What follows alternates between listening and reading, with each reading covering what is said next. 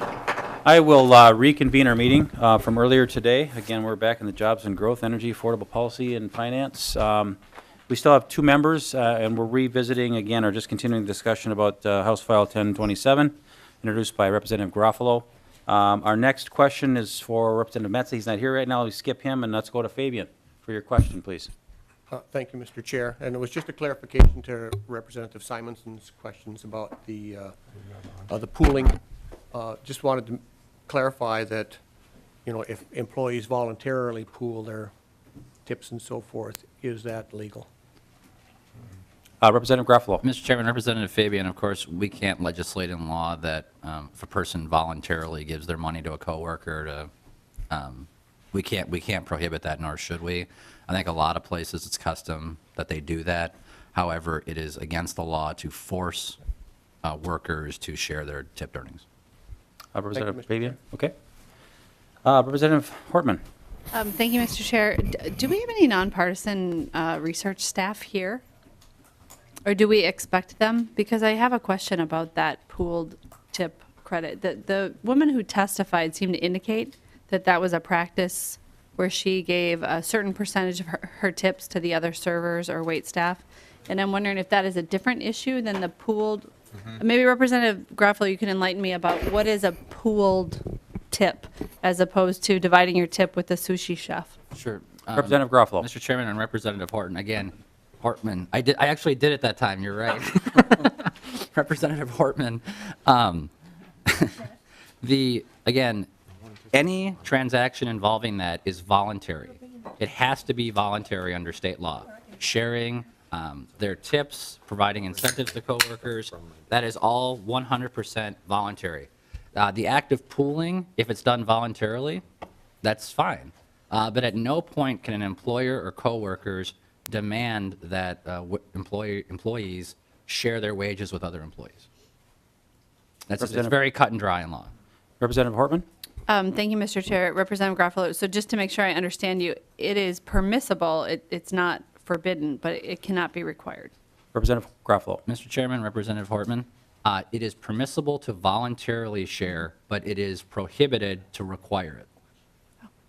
And I think if I can add one more thing too, as an operator, there are some team serving that happens. Again, as the testifier earlier had mentioned, sometimes they share voluntarily. Some of their tips go to a bartender who works carefully and swiftly to get the drinks out.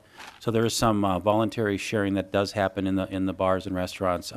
Totally up to that team that's on board, and that's how that kind of works, at least in my restaurant. So back to your question. I'm sorry, Representative Hortman.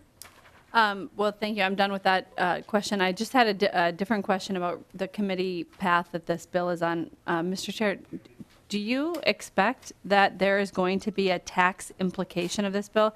I have a hard time imagining how your bill does not raise or lower the amount of revenue that comes into the state of Minnesota.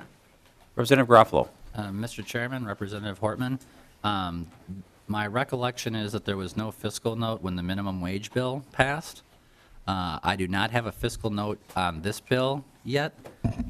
If there is one, obviously that would have to be taken into account. But we requested a fiscal note a while back, and there wasn't one. If I'm wrong about the minimum wage having a fiscal note, I'm sorry, but that was my recollection. But again, if there's a fiscal note, there's a fiscal note. If there isn't, there isn't.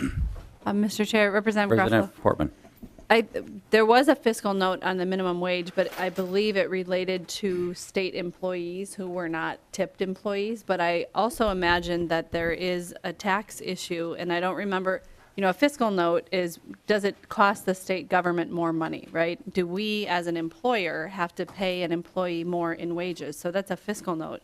But then a revenue estimate would tell us whether the state should receive more or less tax revenue as a result of this bill. And if this bill, I would imagine the restaurateurs don't want it unless it reduces costs for them. If it reduces costs for them, then it's reducing wages to employees. So it has to have a revenue associated with it, or the restaurateurs wouldn't want it. So what I'm wondering is, shouldn't this bill go to the tax committee next? Representative Garofalo. Mr. Chairman, Representative Hortman, 2 points. Number one, if there is a revenue note, if a revenue note is produced, then it would go to I believe it would go to the tax committee. We do not have a revenue note. I don't anticipate there will be one, but if there is one, we will. Second of all is the issue of, remember that in our tax committee in Minnesota, we do not use dynamic scoring. We use static scoring. And so if we were using dynamic scoring, one could argue that jobs are being saved, that we are reducing the number of jobs that would be switched over to iPads, or that we would account for the income gains that would take place for other employees. Or we may see additional sales because food products would be more affordable. We do not have that. We have static scoring in Minnesota. How that affects this bill, again, I would just tell you that historically, we don't guess on what this stuff is. We rely on the revenue notes and the fiscal notes that we have, and we have neither of those for this bill.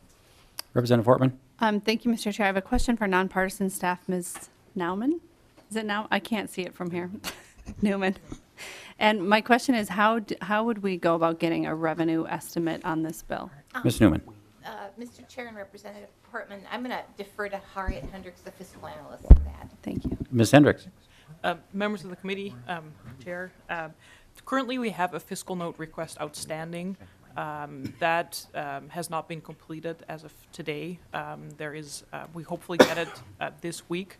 There was a fiscal note on the bill last year that with the minimum wage, there was a cost estimate from the Department of Labor and Industry for notification of employees of the new minimum wage, particularly related to the indexing.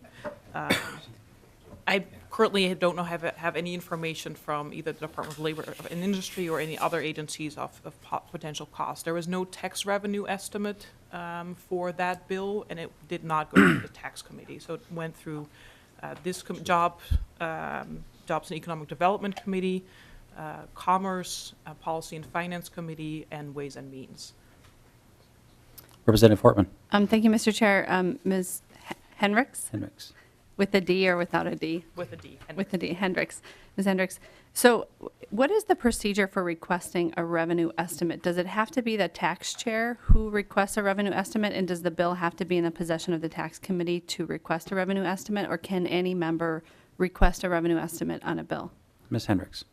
Members of the committee, any member could let fiscal staff know that they want a revenue estimate on the bill. And then I would, if you came to me, I would defer to the fiscal analyst on the tax committees and have them do that and put in a request. But yes, any member could express that request. Representative Hortman? Thank you, Mr. Chair. Thank you. We'll go back to Representative Metza. Thank you, Mr. Chair. I guess looking at the historical precedents over the last few years, we had a MNsure bill that had a similar fiscal implication in regards to the federal conformity and a tax credit that was called back into taxes. If this had the same, Representative Garofalo, same implications, would you be willing for this bill to go to taxes? Representative Garofalo? Mr. Chairman, Representative Metza, the two-tiered minimum wage is not MNsure. It does not have interaction with the Affordable Care Act. As with any finance committee, I'm going to defer to the judgment of the chair of that committee, as well as to find out if we have a revenue note on it. As you've heard in the past, there hasn't been one, but if there are tax consequences, that has to be accounted for in someone's budget. Representative Metza? Thank you, Mr. Chair. And in regard to a question I had asked earlier, would you be willing, should the Department of Labor and Industry come out with a statement to fund extra employees to make sure that we're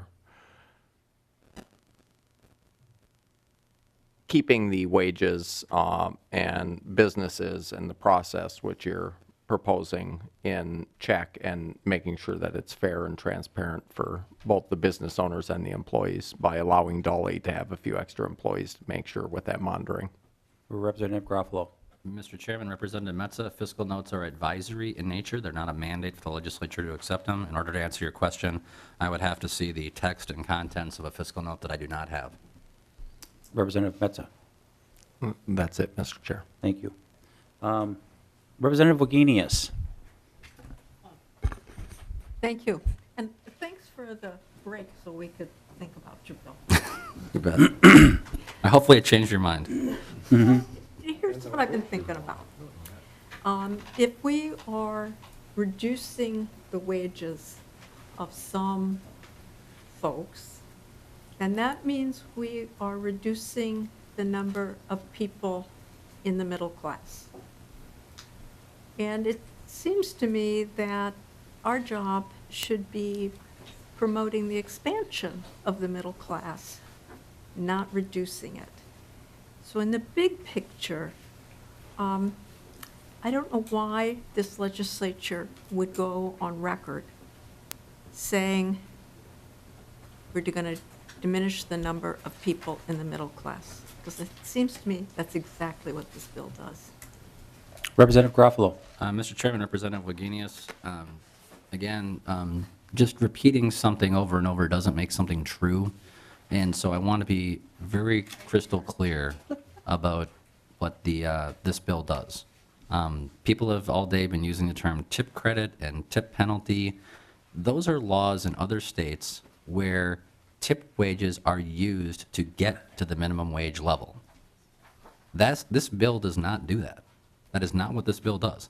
This bill says that if you are in excess of $12, higher than the current minimum wage, higher than the minimum wage is forecast to be at the end of this year or next year, if that is the case, then you have the $8 an hour minimum wage. There is no penalty. There is no tip credit. It is the fact of the matter is it only applies to those who are making over $12 an hour. So when you suggest that we are reducing wages or reducing the ranks of the middle class, that is not true. A second point I would point out is that you have heard testimony today which shows you that we are building an incentive into the hospitality industry to automate. This is already taking place. Anyone who goes to the airport can go to the F gates and see the iPads where the number of servers working has been reduced.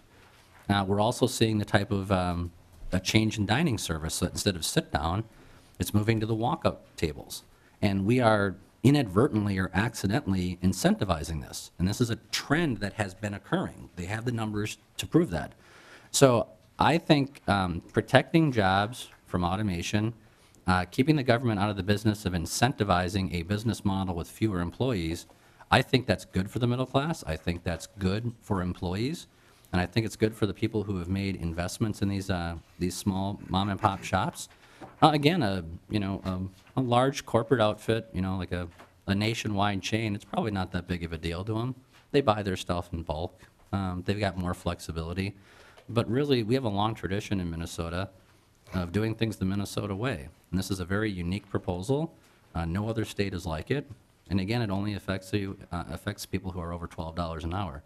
But Representative Wagenius, if it's a philosophical objection you have, if this bill was said that you had an $8 an hour minimum wage if you made $50 an hour, I can't solve that. That you would still oppose that. I can't solve that problem. But if you're saying to me is that you don't like how the bill is structured, you recognize there's a problem and you'd like to assist, I would invite you to join that conversation, and I'm open to ideas that'll come from the DFL party because, again, this bill will not become law unless there's DFL support. Representative Wagenius. When I talked, I didn't mention the word tip credit or any of the other catchphrases. That wasn't what I was talking about. I was talking about the practical effect of folks with less wages. That's all I was talking about. But your response to me brings up an interesting dilemma for this legislature. We don't want to go to automation. That's the message here. However, in the ag bills, we subsidize automation so that a dairy farmer can have a robot or robotics or whatever you call it. So to be consistent, I hope that we don't do that this year. Maybe let's be consistent. We're reducing the number of jobs per acre on farms and doing it with robots, when indeed maybe the best thing would be to increase the jobs per acre. So let's just be consistent if we're going to make that argument. Representative Metza. Thank you, Mr. Chair. Representative Garofalo, you had just pointed out that it was down to minimum wage. I'd just like to correct for the public record that the tip credit being proposed would bring it down to lower than the minimum wage. Will be. Representative Garofalo? Mr. Chairman, Representative Metza, what are you talking about? Representative Metza?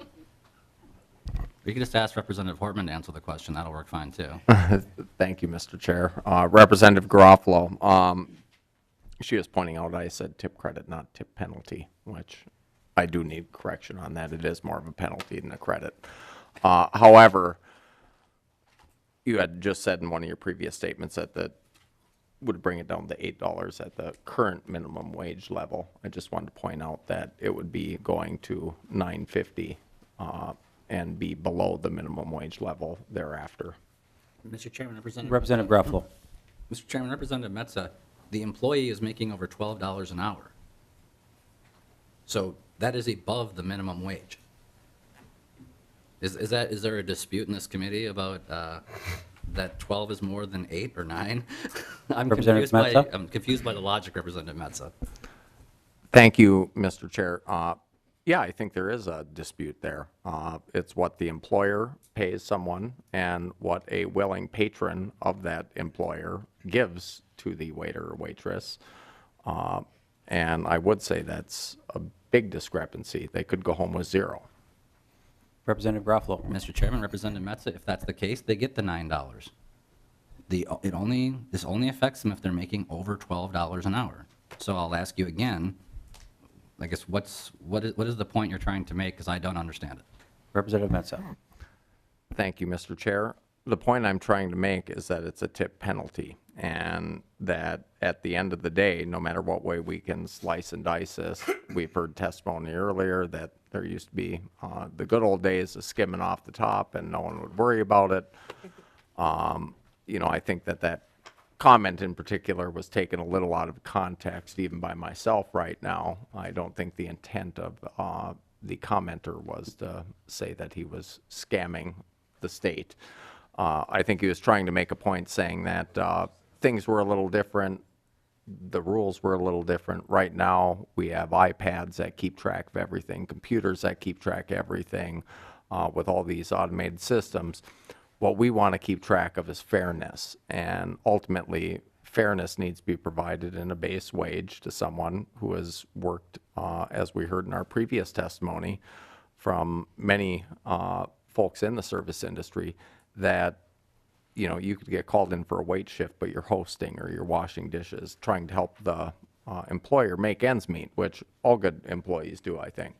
But point being that the minimum wage should not be less for that person, which, by the way, I was out at a little dinner in between here at a nicer restaurant in St. Paul, where I did talk to my server and asked if they wanted their wage freezed at $8 an hour.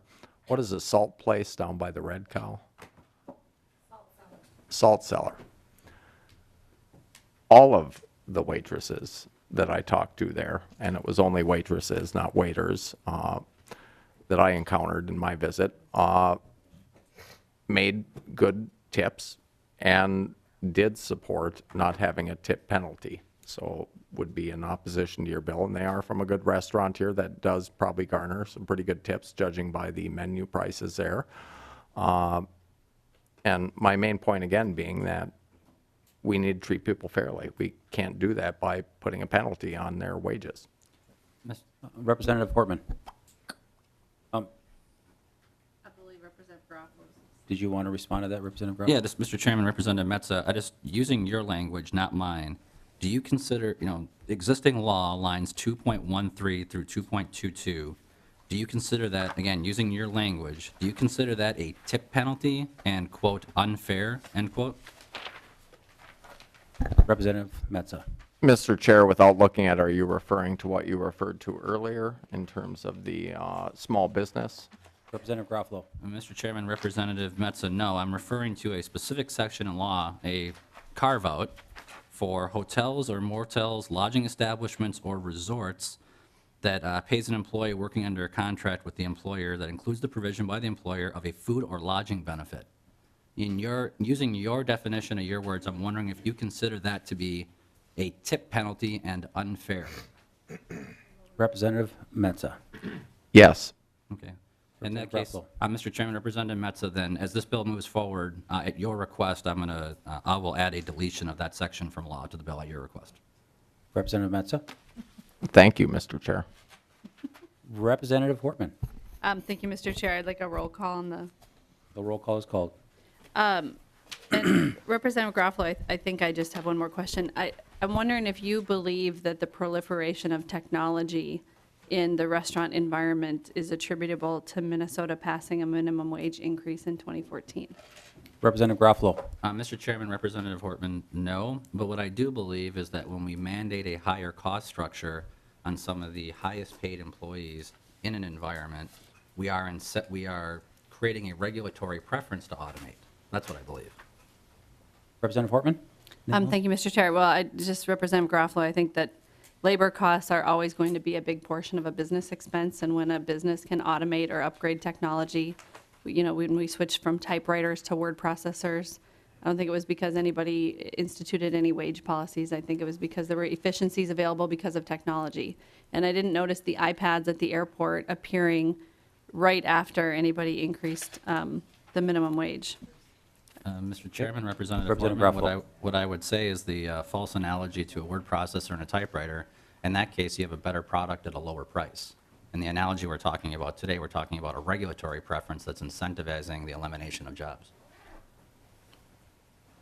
Representative Hortman? Mr. Chair, I would never say that an iPad is a better product than a waiter or waitress, but I do think that there is a drive towards technological advancement in any commercial environment, and that this bill will not have any impact on the number of iPads that appear at restaurants and the number of walk-up service. That's about social changes in society. Minnesota has more women working than any other state in the country.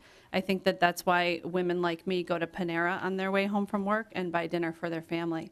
It has nothing to do with the minimum wage. Representative Metza? Thank you, Mr. Chair. Without bringing this, I guess, to a point of me rambling, which I tend to be good at sometimes, and I don't think we've crossed that point, Representative. Oh, So, yeah. Okay. We may have crossed that point, Mr. Chair. I heard at the coffee shop this morning. However, I did want to point out that I thank the rest of the committee for coming back and indulging in a little more debate over this. We went through a long process over the 2 years previous in raising the wage, which hadn't been done in a long time. And I do think that for the public to get some input and some insight into what we're doing, that, a few extra hours for us at the legislature at the end of the night, means all the difference to those folks looking for that extra $1 an hour at the end of the year.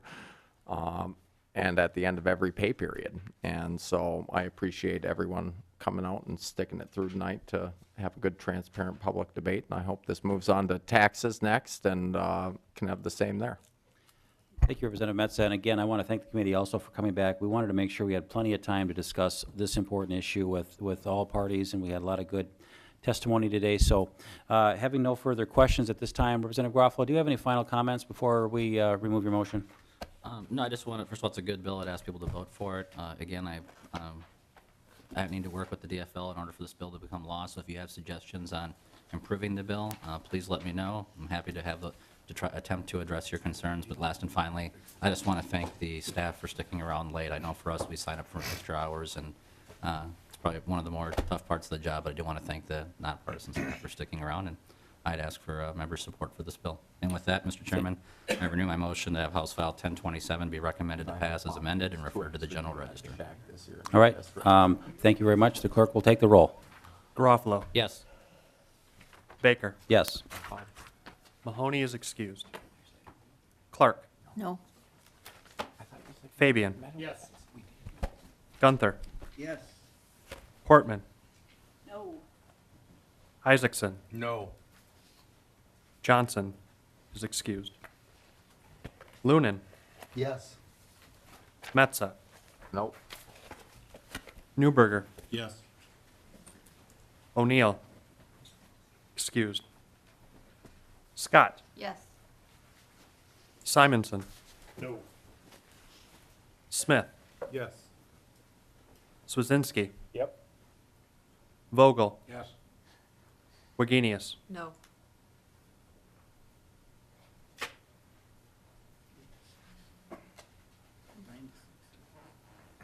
You could do Gunther twice. Because I'm twice as big as you, or what? No, you've been here twice as long at least. The motion passes tonight, 10 ayes, 10 ayes, and 6 nays. The motion, House File 1027, is on its way. Thank you very much. This meeting is adjourned. Thank you, Mr. Chairman.